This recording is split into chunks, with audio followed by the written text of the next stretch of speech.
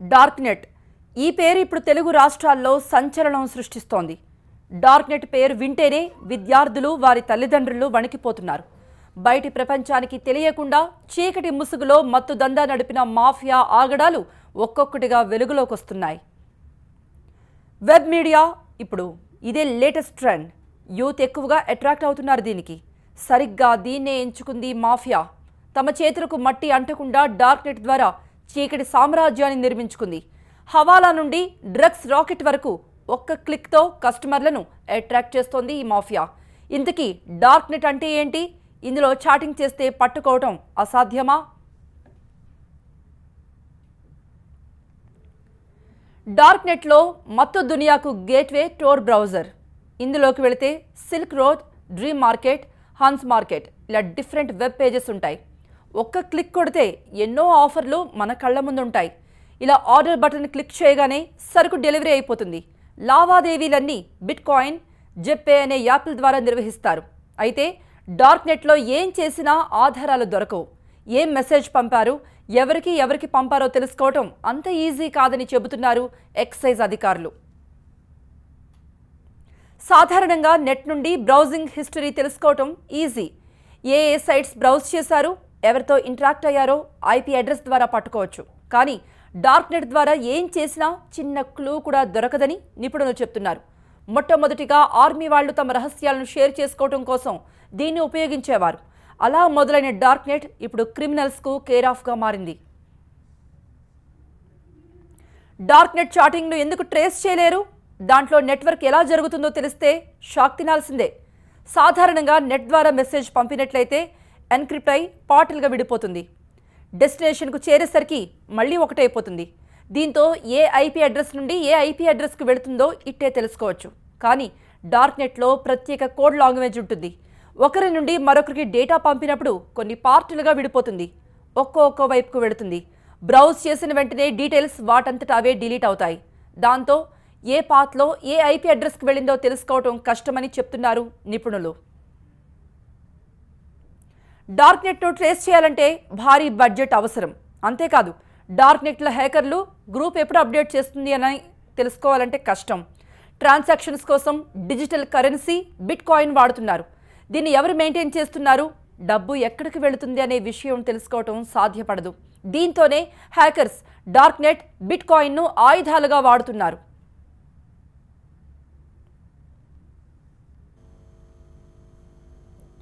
దీనికి సంబంధించిన పూర్తి సమాచారం దేవి న్యూస్ రూమ్ నుంచి అందిస్తారు. దేవి,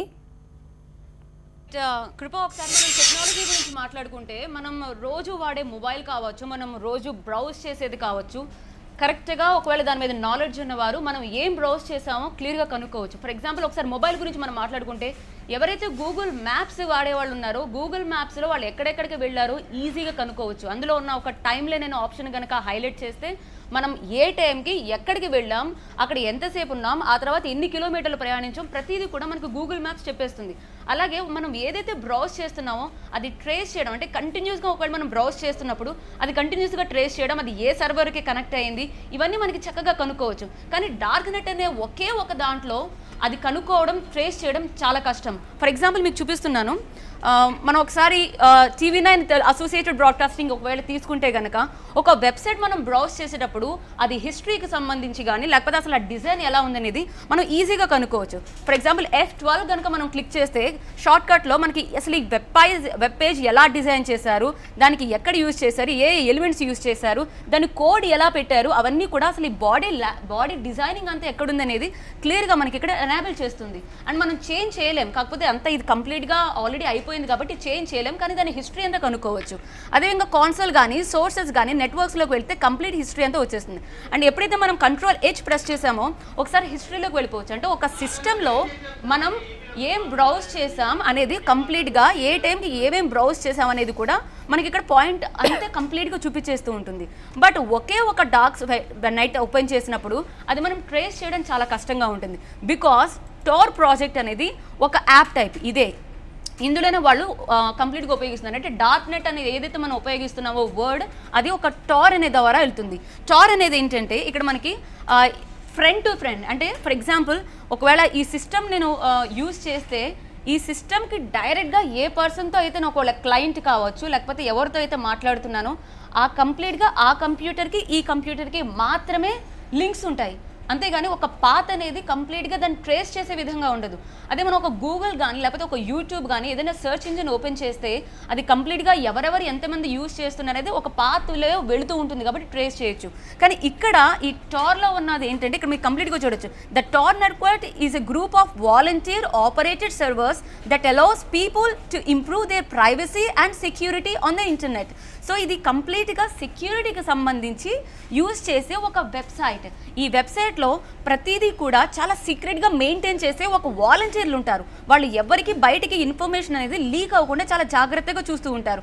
torr users employees this network by connecting through a series of virtual channels. And ఇంకొకటి మీ కిందకి నేను ఒకసారి స్క్రోల్ డౌన్ చేస్తుంటే అసలు ఇది ఎందుకు యూజ్ చేస్తారు ఏంటి అనేది చాలా క్లియర్గా ఉంది. సో ఇది ఎలా వర్క్ అవుతుంది అనేది మీకు కొన్ని ఒక గ్రాఫ్లో చూపిస్తున్నాను.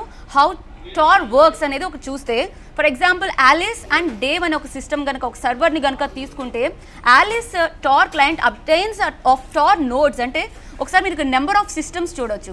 ఈ నెంబర్ ఆఫ్ సిస్టమ్స్లో ఈ ప్లస్ మార్క్ అనేది కనిపిస్తోంది కదా, ఈ ప్లస్ మార్క్ అనేది టార్ నోడ్కి సంబంధించి. అంటే వాళ్ళు ఏదైతే కోడ్ సిస్టమ్ పెట్టుకున్నారో ఆ టార్ నోడ్ ఒకసారి చూస్తే ఇదే కనుక నార్మల్ ఇంజిన్ అయితే కనుక సెర్చ్ ఇంజిన్ అయితే కనుక ఒక పాత్ ఉంటుంది. లైక్ ఇలా 1 లేకపోతే 2 ఇలా ఒక పాత్ అనేది ఒక కరెక్ట్గా ఒక వరుస క్రమంలో చూపించే పాత్ ఉంటుంది. బట్ టార్ ఏంటంటే ఎప్పుడు ఎలా పాత్ ఉంటుందో కనుక్కోవడం చాలా కష్టం. అంటే చాలా ఎనానమస్గా వెళ్ళిపోతూ ఉంటుంది. ఎవరు యూజ్ చేస్తున్నారు ఏంటి అనేది తెలియదు. ఒకసారి ఇది హైలైట్ అవ్వచ్చు, ఆ లింక్ లేకపోతే నెక్స్ట్ ఈ సిస్టమ్కి రావచ్చు, లేకపోతే ఆ సిస్టమ్ నుంచి ఇక్కడికి లింక్ అవ్వచ్చు. సో కనుక్కోవడం చాలా కష్టం. సో అదే హైలైట్ చేస్తున్నారు. సో రిస్క్ అనేది ప్రైవసీ పరంగా చూస్తే మాత్రం చాలా ప్రొటెక్టివ్గా ఉంటుంది. సాధారణంగా ఇలాంటివన్నీ కూడా ఎవరైనా ఆర్మీ పీపుల్ కానీ లేకపోతే దేశానికి సంబంధించింది కానీ ఇలాంటివన్నీ కూడా సెక్యూరిటీగా ఉండాలి కాబట్టి ఇలాంటివి యూజ్ చేస్తూ ఉంటారు. బట్ దురదృష్టవశాత్తు ఇవి క్రైమ్ రేట్కి సంబంధించి ఎక్కువగా ఇంప్రూవ్ అవ్వడంలో ఇలాంటి వెబ్సైట్స్ కూడా పనిచేస్తున్నాయి. సో ఇలాంటివి మనం చూస్తే ఒక ప్రైవేట్ నెట్వర్క్ పాత్ వేని టార్తో కనుక యూజ్ చేస్తే ఆ క్లయింట్ ఆ పాత్ వేని కనుక్కోవడం చాలా కష్టంగా ఉంటుంది. అండ్ ఎలా ఇంకొకటి వర్క్ అవుతుంది ఇక్కడ కూడా మనం చూడవచ్చు. రైట్, హౌ టార్ వర్క్స్ 2 అనే షీట్ చూస్తే ఒకసారి ఆలిస్ టార్ క్లయింట్ నుంచి ర్యాండమ్గా వెళ్తుంది. ఒకసారి చూడొచ్చు. ఇంతకుముందు నేను చెప్పిన పాయింట్స్ అదే, కంప్లీట్గా ఒక పాత్ ఉండదు, అది ర్యాండమ్గా చూస్ చేసుకుంటుంది ఆ లింక్. అందుకనే ఒక సర్టెన్ టైంలో కానీ లేకపోతే సర్టెన్ పాయింట్ దగ్గర ఆ లింక్ అనేది ఎక్కడ ఆగింది అనేది కనుక్కోవడం చాలా కష్టంగా ఉంటుంది. కాబట్టి ఈ వెబ్ ఇంజిన్ కావచ్చు, దీన్ని వాళ్ళ మధ్య జరుగుతున్న సంభాషణ ట్రేస్ చేయడం కావచ్చు చాలా కష్టం. బికాజ్ మనం ట్రేస్ చేసే లోపు ఆ పాత్ ఇంకొకటి కనెక్ట్ అయి ఉంటుంది కాబట్టి అది కనుక్కోవడం కష్టంగా ఉంటుంది. అండ్ ఇక్కడ మనం చూడొచ్చు స్టెప్ 3 మనం చూస్తున్నాం.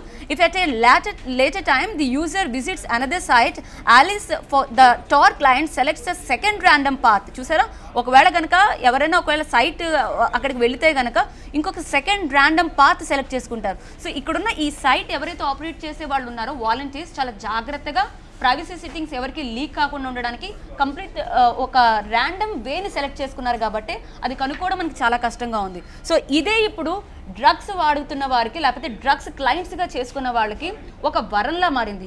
ఇన్ఫర్మేషన్ అనేది బయటకి ఎవరికి లీక్ అవ్వట్లేదు, దాన్ని ట్రేస్ చేయడం కూడా చాలా కష్టంగా ఉంది. ఇవే నార్మల్గా ఒక వెబ్సైట్లో కావచ్చు, ఎప్పుడు యూజ్ చేసే ఒక మెయిల్ కావచ్చు ఈజీగా ట్రేస్ చేయొచ్చు. బట్ ర్యాండమ్ పాత్ అనేది ఉండడంతో దాన్ని ట్రేస్ చేయడం చాలా కష్టంగా మారింది. అండ్ అందుకే చెప్తున్నారు ఇది 1970లో అసలు ఎప్పుడైతే ఇది యాక్చువల్గా ఇప్పుడు మనం చూస్తున్న ఈ టార్ సిస్టమ్ అంతా కూడా ఈ టార్ సిస్టమ్ ఇప్పుడు మనం ఇంటర్నెట్ వాడుతున్నాం. బట్ ఇది ఆర్పానెట్ అనేది ఉందో 1970లో ఆర్పానెట్ అనేది ఏదైతే ఉందో ఆర్పానెట్ ఫస్ట్లో 1970లో మనం ఆర్పానెట్ అనేది యూజ్ చేసేవాళ్ళం, which evolved in to the internet రావడానికి ముందు మనం యూజ్ చేసే ఆర్పానెట్ ఉందో ఆ ఆర్పానెట్ నుంచి తీసుకునే ఒక వెబ్సైట్ లింక్ని అది యాక్చువల్గా ఇంటర్నెట్లో అపీర్ అవ్వదు. బట్ ఆ లింక్ బేస్ చేసుకుని కొన్ని ఎంక్వైరీస్ కానీ పింగ్స్ కానీ బయటకు తెలియకుండా ఉంటుంది. ఆ సిస్టమ్ ఆ టెక్నాలజీని వాడుతూ డార్క్ నెట్ వాడుతున్నారు. అంటే ఒక కాలం గడిచిపోయిన కాలం అనుకోవచ్చు, ఒక క్రీస్తు శకం క్రీస్తు పూర్వం అంటాం కదా, గడిచిపోయిన కాలం నుంచి మిగిలిన కొన్ని లింక్స్ని తీసుకొని ఇంటర్నెట్లో యూజ్ చేస్తున్నారు. ఆర్పానెట్ నుంచి ఇవాల్వ్ అయ్యి వచ్చిన ఇంటర్నెట్లోకి కొన్ని పింగ్స్ కానీ మెసేజెస్ కానీ హైలైట్ అవ్వవు. ఆ ఆర్పానెట్లో ఏవైతే లింక్స్ ఇంకా బతికే ఉన్నాయి లైక్ శకలాల్లాగా వాటిని మనం టార్ అనే దానిది ఒక క్రియేట్ చేసుకుని ఆ టార్ అనేది హైలైట్ చేసుకుని అంటే డార్క్ నెట్ అనేది అందుకే అంటున్నాయి ఇంటర్నెట్లో మనకు కనిపించదు ఇది యాక్చువల్గా ఇంటర్నెట్లో కనిపించిన ఒక టెక్నాలజీని మనం యూజ్ చేసుకుంటూ ఒక వెబ్సైట్ క్రియేట్ చేసుకుంటూ ర్యాండమ్గా ఏదైతే క్లిక్ అవుతుందో అది మనం బేస్ చేసుకుని క్రైమ్ని పెంచుకుంటున్నారు. అందుకే ఇప్పుడు పోలీసులు కావచ్చు లేకపోతే ఇన్వెస్టిగేషన్ టీం కావచ్చు సైబర్ క్రైమ్కి సంబంధించిన ఒక టీం కావచ్చు ట్రేస్ చేయడానికి ఎక్కువ టైం ఏం పడుతుంది. కొంతమంది బయటకు కూడా హైలైట్ చేయని ఒక సిచ్యువేషన్లో ఉంటారు. అలాంటివన్నీ కూడా ఇప్పుడు డ్రగ్ దందాకి ఒక వరంలా మారడం చాలా బాధాకరమైన విషయం.